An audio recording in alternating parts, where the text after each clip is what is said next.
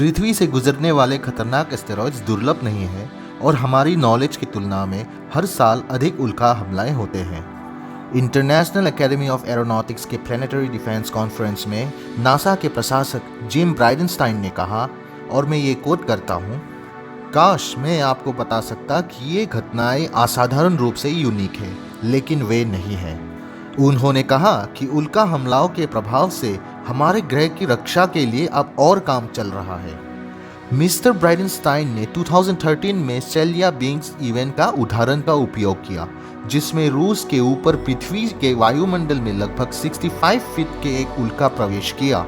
इसने जो बड़ा विस्फोट किया उसने 1500 से अधिक लोगों को घायल कर दिया और 7000 से अधिक इमारतें क्षतिग्रस्त हो गईं। स्टैटिस्टिकल रूप से उस आकार के उल्का घटनाएं हर 7 साल में एक बार होता है, लेकिन ब्राइडेनस्टाइन ने बताया कि पिछले 100 वर्षों में ऐसे 3 घटनाएं घट चुके हैं। इसके बारे में हम दूसरे वीडियो में विस्तार में जानेंगे। आज इस वीडियो में हम पहले जान लेते हैं कि ऐसे 10 सबसे बड़े मेटियोर स्ट्राइक जो पृथ्वी पर गिर चुके हैं।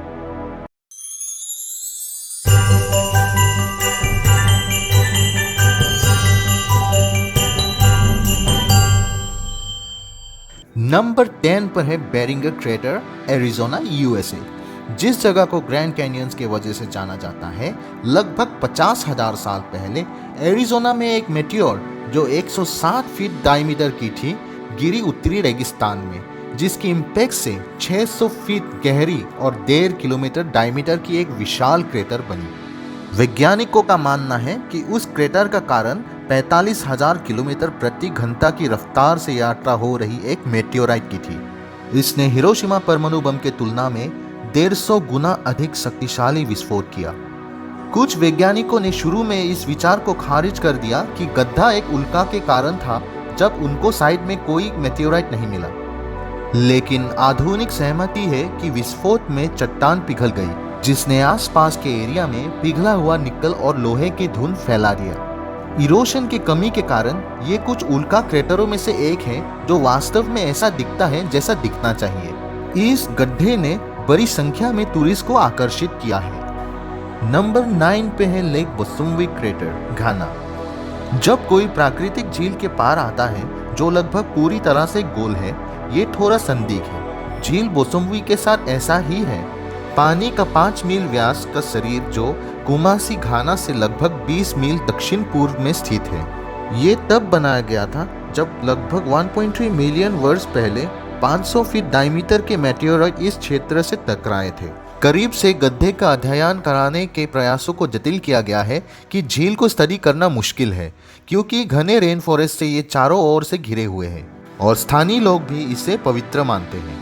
वे लोहे के साथ पानी को छूने या धातु के नावों का उपयोग करने से मना करते हैं, जो निचले समस्याग्रस्त पर निकल के लिए ड्रिलिंग करना प्रॉब्लमेटिक कर देती है।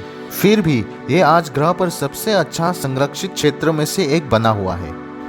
नंबर 8 पे है मिस्तातिन लेक, लेब्राडोर, कनाडा। ये 38 मिलियन वर्ष पुरानी क्रेटर है।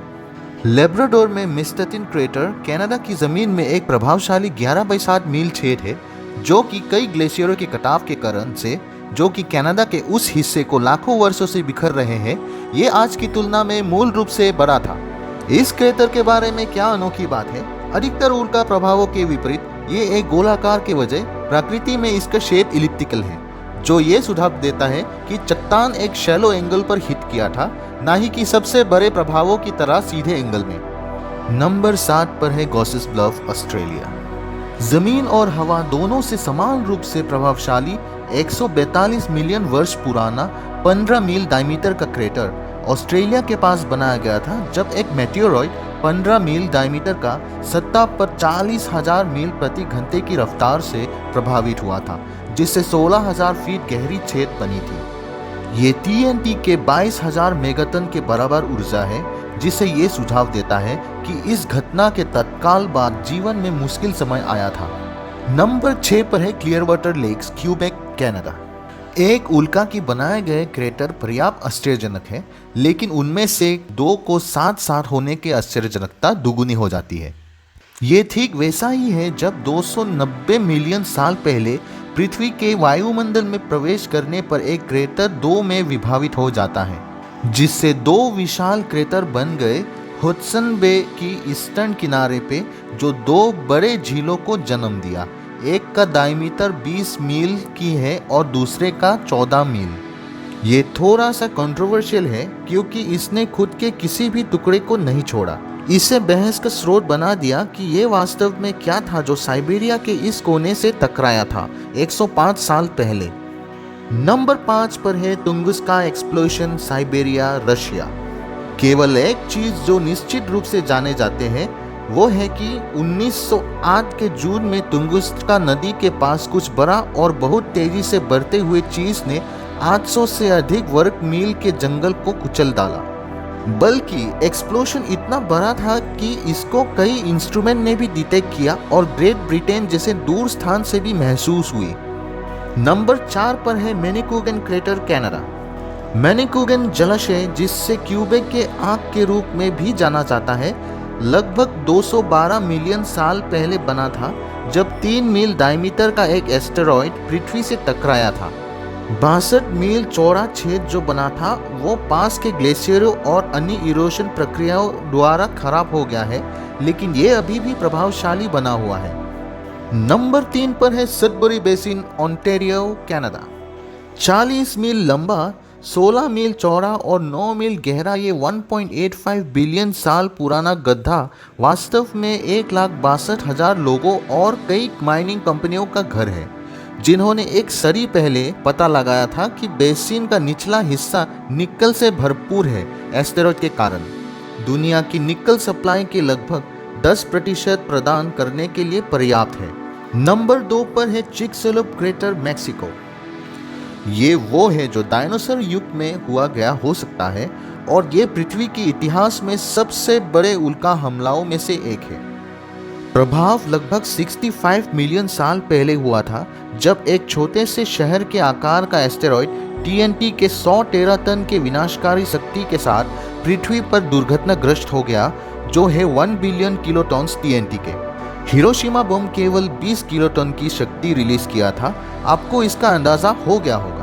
इसने न केवल जमीन में 105 मील डायमीटर का छेद छोड़ दिया, बल्कि इसने दुनिया भर में मेगा सुनामी, भूकंप और ज्वालामुखी विस्फोट पैदा किए, जिसने पर्यावरण को बदल दिया और डायनासोर का अंत कर दिया।